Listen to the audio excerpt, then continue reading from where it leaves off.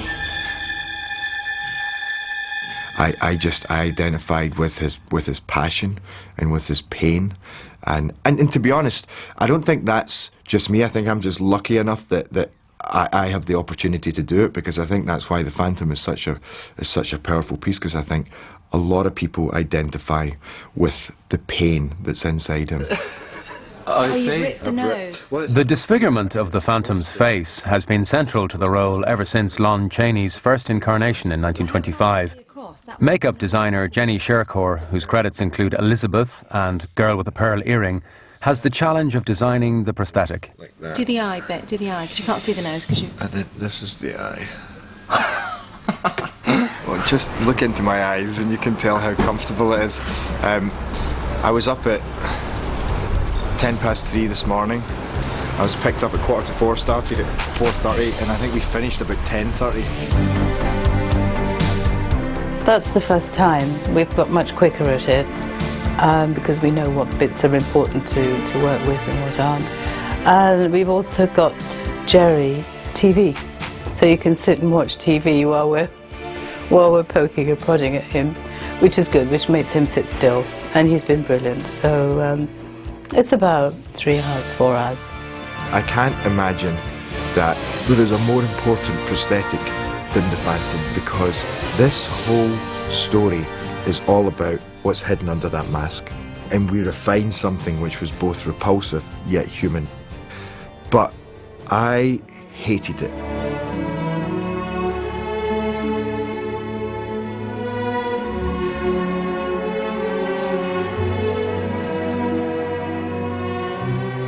It's an old story of romance and loss, tragedy and loss.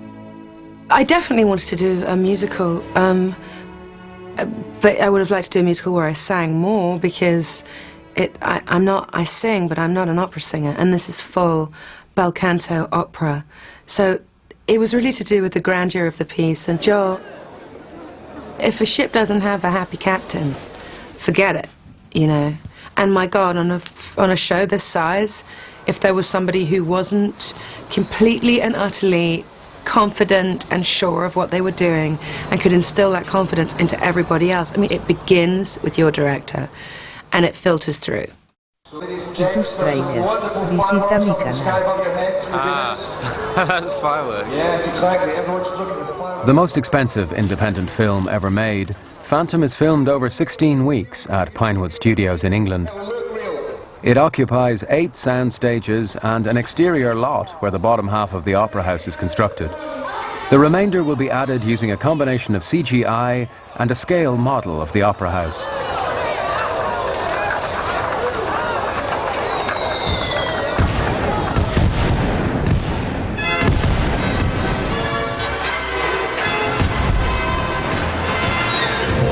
We're making a movie without major financing and major studio backing behind us. That said, if you're going to make the movie of Phantom of the Opera, it really does need to live up to everyone's expectation. 70 million people have seen the show. They know what they want to see on screen. We're hoping to give them that and a whole load more. This is fantastic, Tony. I mean, I had no idea you'd added so much design-wise.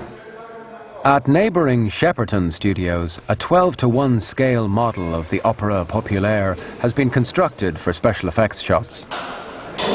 We've built this 12 scale version of the Opera House for Phantom. Main unit built the lower half from the portico down of the theatre, and obviously that's all they had, so we're giving you the rest of the Opera House, and then the surrounding city will be completed with digital matte paintings and 3D.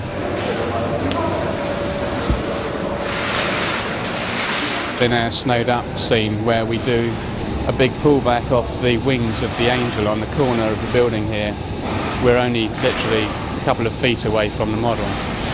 So where the Phantom walks across the roof and up onto the back of the statue, just for continuity, we made up a little tiny miniature set of 12 scale shoes and left footprints in the snow leading back behind the statue, so that there's little details like that that maybe maybe you wouldn't notice, but we know they're there.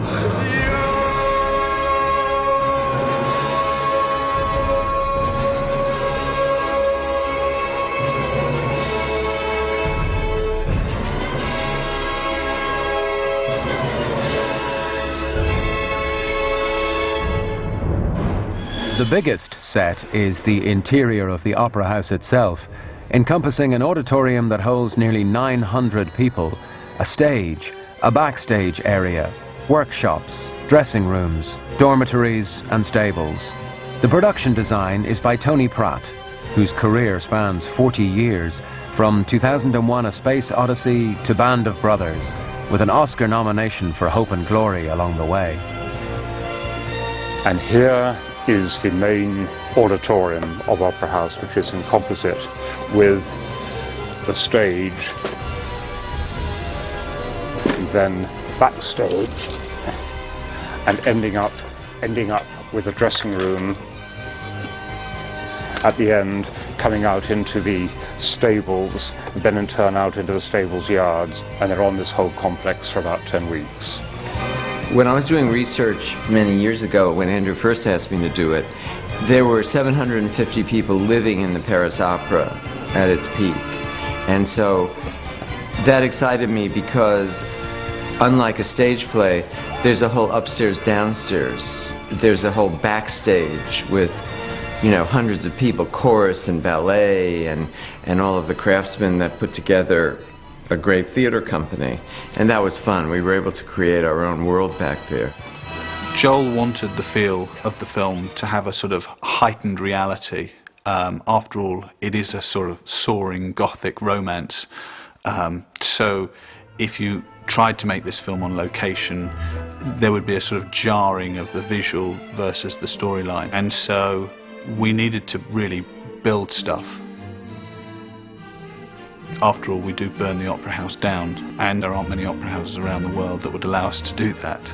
Always from the beginning, I felt that it should be, and I think Joel Schumacher obviously felt the same, that it should be, you know, to a certain extent, large for life and stylized, and you know, I always use the thing in a sense that you should never be able to build anything be done on location. Right? Everything should look as if it's been designed for the film. Building the Opera House set takes 3 months and involves a construction team of up to 200 people. The theater, the way Tony Pratt designed it and the way we conceived it, it's really like a voluptuous woman. It's a very beautiful Baroque theater with beautiful nudes all over it. It is a voluptuous creature.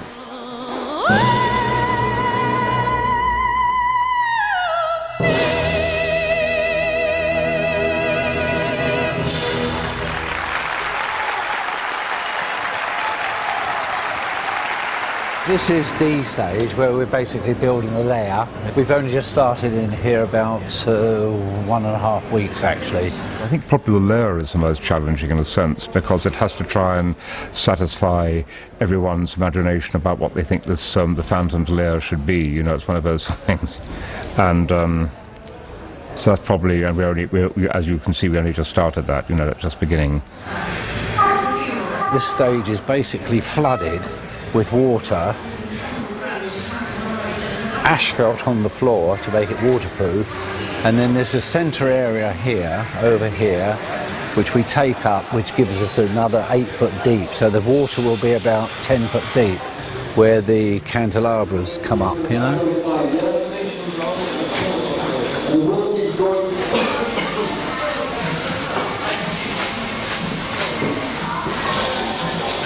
The set is now built and painted. All that remains is to weld into place the rail which will guide the Phantom's boat, and to flood the stage with millions of gallons of water.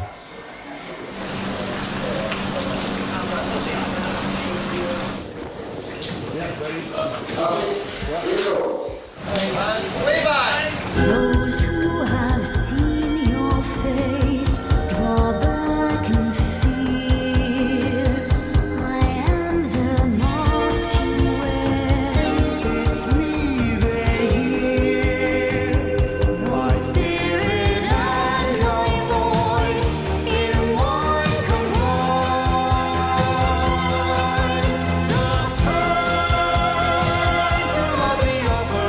But no matter how careful the planning, things can still go wrong. On this take, the boat becomes stuck.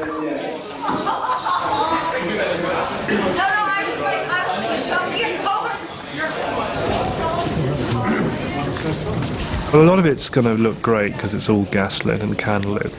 People always like the way that looks. But the great thing about it's got water everywhere, so playing with the, again, movement and reflections and ripples. That was, but this set's been most difficult. Director of photography John Matheson's previous work includes Gladiator and Hannibal, but Phantom is a different sort of challenge. Doing a period film at this time that was lit by fire, gaslight and limelight and other things also gives you license to use colours and things that you would normally not get in everyday life or a contemporary film. And also the sets have been, you know, spectacular, even though they've been difficult, a lot of them, and they've only just fit inside some of the stages. They've been beautifully designed and finished and built. Frankly, the quality of the build that you get in the UK is second to none. You only have to look around at the sets that we've constructed and the finishes on them. They really are magnificent. Costume designer Alexandra Burns' credits include Elizabeth and Finding Neverland, but the scale of Phantom and the sheer numbers of people to be dressed is a daunting task. I think designing on Phantom has been a particular challenge. Normally a film script has 1 or 2 challenges in it. Phantom has 3 operas, 2 ballets and a masquerade and a storyline, so it has been very hard.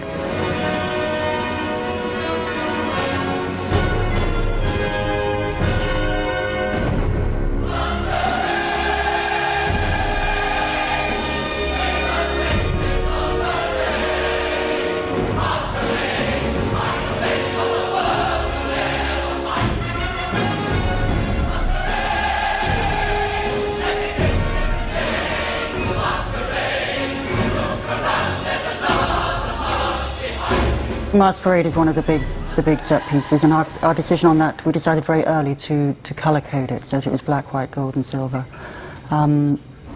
which works much better for me in a crowd situation in that you don't get a massive bitty colour, you actually read it as a whole.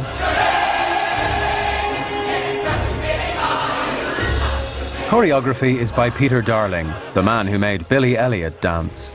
Masquerade is pretty challenging because you've got this massive set, huge staircase, you've got all the second level, and it requires lots of people in it. And so immediately you've got, you know, you're dealing with, in this case, 120 people, combined with the fact that Masquerade, where it appears in the movie, it's a big spectacle moment.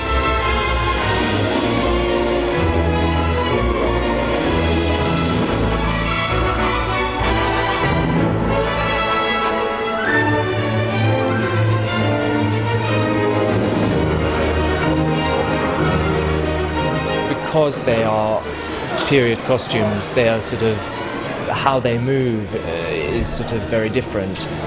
And what I've tried to do is give a sense of period without actually doing a sort of period dance. 417, take one. Run the playback.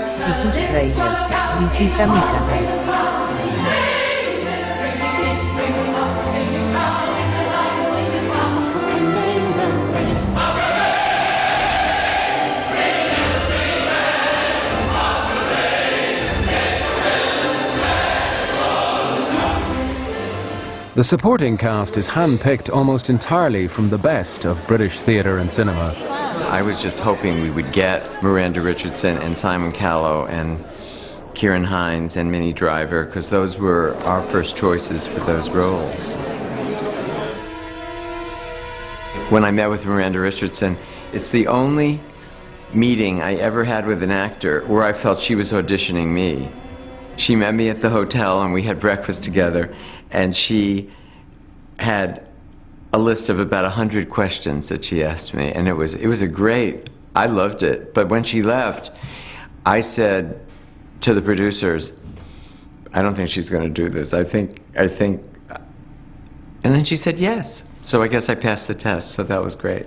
I mean, I'd already talked to Joel about what I didn't want to do with the character. And in the show, she's very, very rigid. She looks a bit like an exclamation mark, and she is very harsh with the ballet girls, and that seems to be her function, really, and to confuse the audience, because you don't know what she knows. She seems to have notes from the Phantom all the time. I have a message, sir, from the opera ghost. Oh, God in heaven, you're all obsessed. He welcomes you to his opera house. His opera house? And commands that you continue to leave box 5 empty for his use. I wanted her to be able to dance to demonstrate a point with the girls, because you see the teachers doing that all the time. There's an economy of gesture, but they know how to do it because they've been doing it all their lives. And that's why I wanted her to be in a version of a practice skirt, not a hobble, you know, nothing that she couldn't move in, because she gets in there and she's correcting people and she's saying, you know, do it like this and more, and she's passionate about what she does. Because it's periods, I didn't think it'd be as different in the costumes as what it was when they kind of come in, because you walk totally differently, you hold yourself differently, and I think it helps being in, like, people turn around and say, oh, do I have to wear this corset underneath this, and do I have to put my blooms on underneath, but all helps to get into the part. Joel said one of the things that he wanted to get across was how close Christine and Meg are, which is what we wanted to get across, me and Emmy. So it was hard at first because we couldn't understand one another, because I've got such a strong accent and so's Emmy, but we've kind of worked around that, and when we speak together we kind of talk a bit slowly, and it's been better, but at first we were kind of like, what? What? I'd worked with Joel Schumacher about a year and a half ago in Dublin on a film called Veronica Guerin, and this call came out of the blue saying, like, how do you fancy being in a musical? I said, fantastic, because we had a great time together working on Veronica Guerin. The problem is, I told him, it doesn't say anywhere in my CV that I actually sing. And he said, well, we'll make you sing.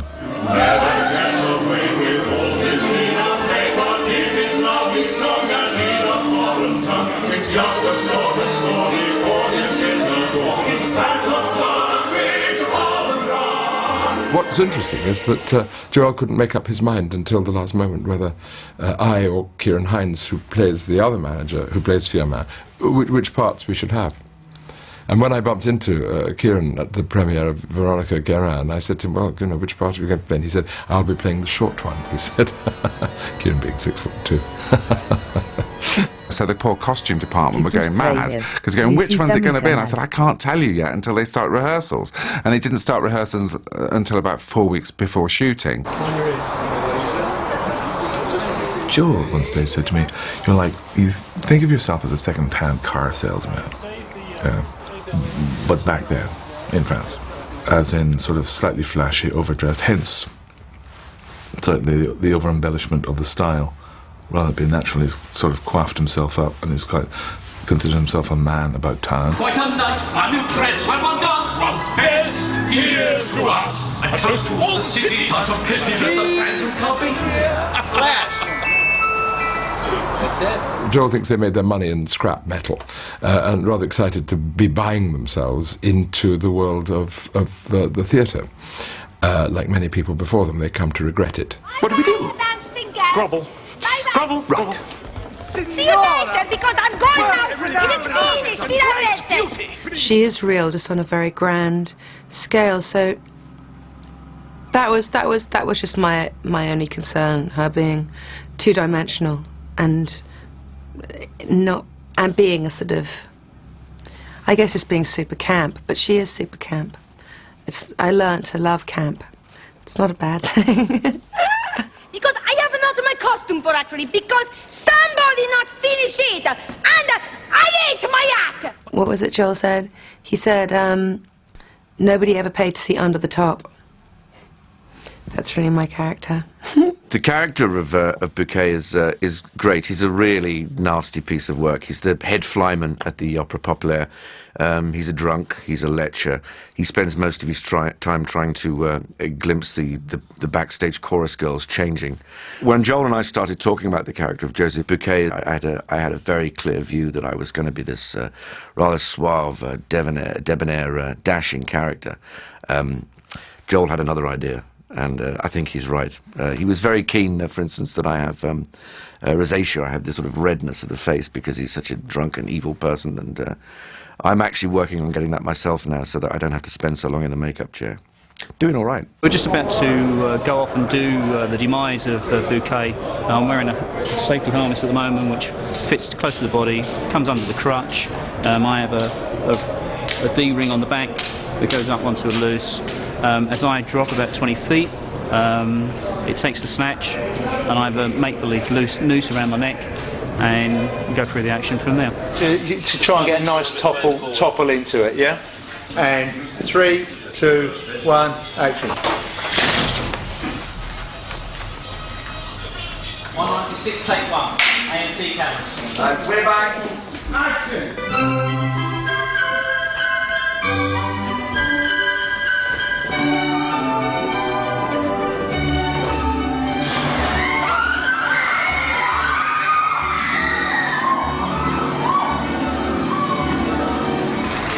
The Phantom's murder of Bouquet is a pivotal point in the story, an event which begins an inexorable slide towards the film's dramatic conclusion. Once an audience knows why people are the way they are, they understand who they are. Yes, that's true. And there's a lot of mystery to Phantom, you know. I mean, you know, besides telling a kind of tragic romance, there's a mystery and a, you know, Phantom, until you really get to know him, and no, he's really a creature of fear for many people.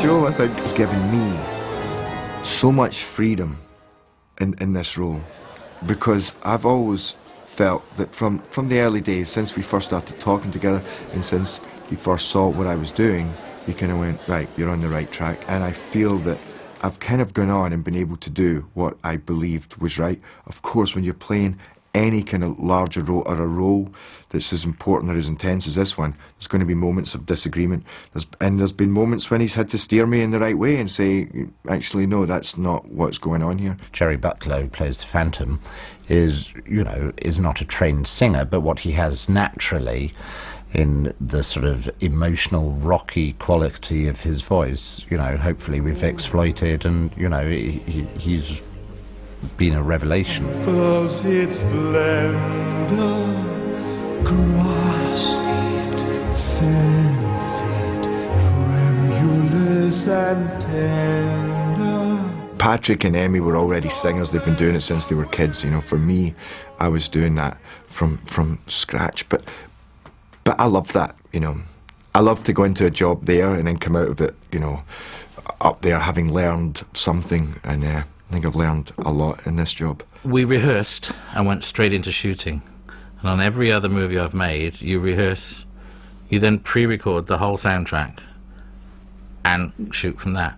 Well, there was no time between rehearsal and shoot, which at the time was a mystery to me. But we ended up going, okay, fine, we'll be, it'll be organic, let's do this. We had a couple of days to get the first few weeks of shooting ready.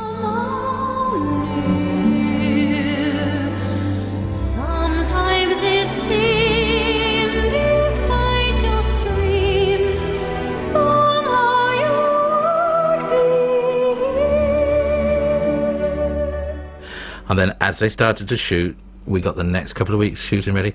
And what happened at that, which was great, was that we were able to, things changed on the set. And we weren't set to a pre-record length or a pre-record tempo or a pre-record key. Joel always knew that if he wanted it different, and the actors always knew if they wanted it different, we were capable of recording it that very night or the next morning to be different for the next day's shoot. I actually thought this morning I was sounding pretty croaky. I could feel the strength, but I thought it was sounding quite croaky. But there, that felt really quite effortless. And I reckon there's a few good pumpkin gigs coming up.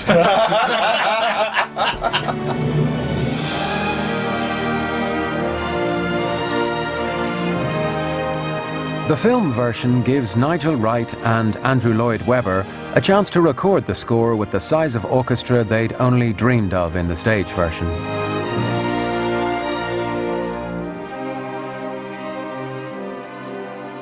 There's a new song, there are some slight reorchestrations, there are some slightly different vocal lines.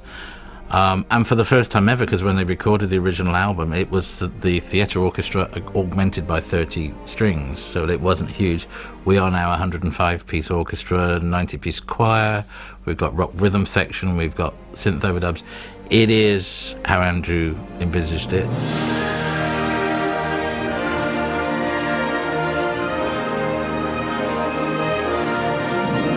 Y tus trailers, visita mi canal.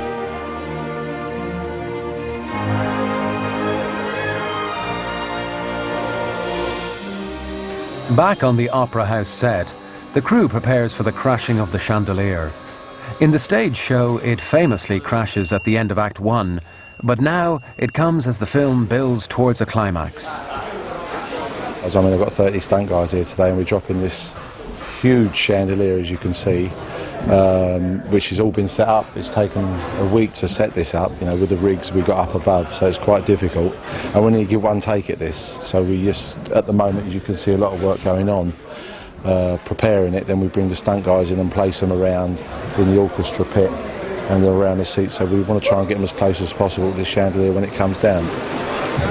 Well, the fire risk, you know, once it hits all this polystyrene, which this is made of, that you know, goes very quickly. You've got the curtains, which is all been sprayed, you know, to catch light. You've got the flame underneath, so when that hits the gas, all the gas goes off. So yeah, it doesn't look big to start with, but with the building, what we've got here, it would go round pretty quickly. But with only one chandelier to crash, there can be no mistakes.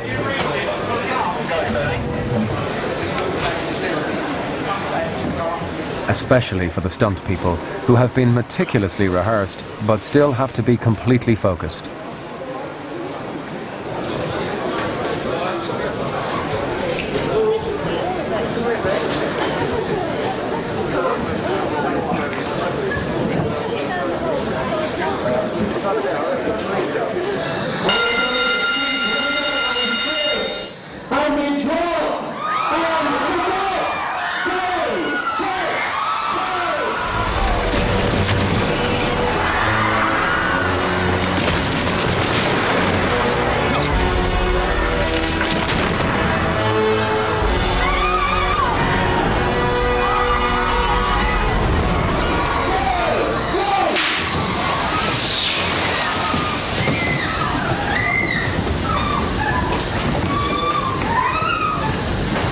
Live theater is live theater, and there's no replacement for that.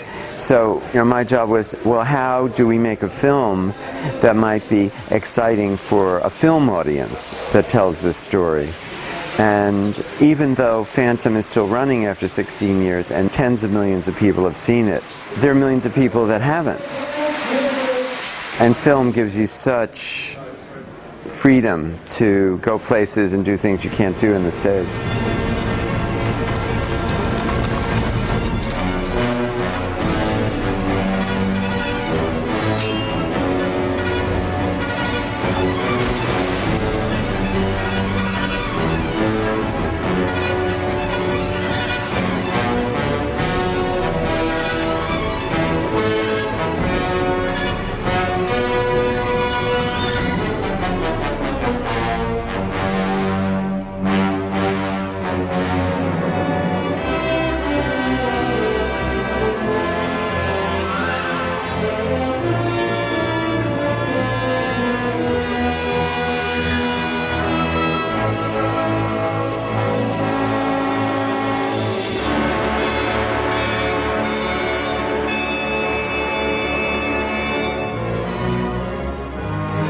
Looks and sounds fabulous. I just don't see how really it could have been any better.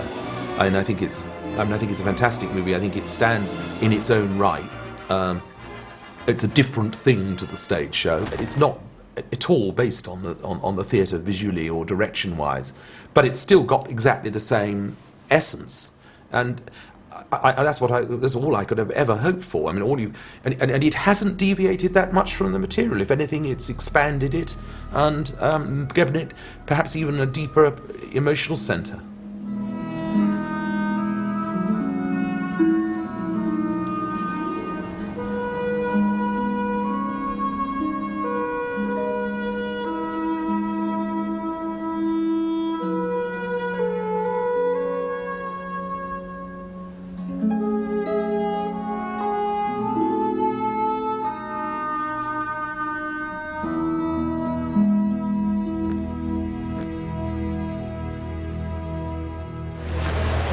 It's a wrap.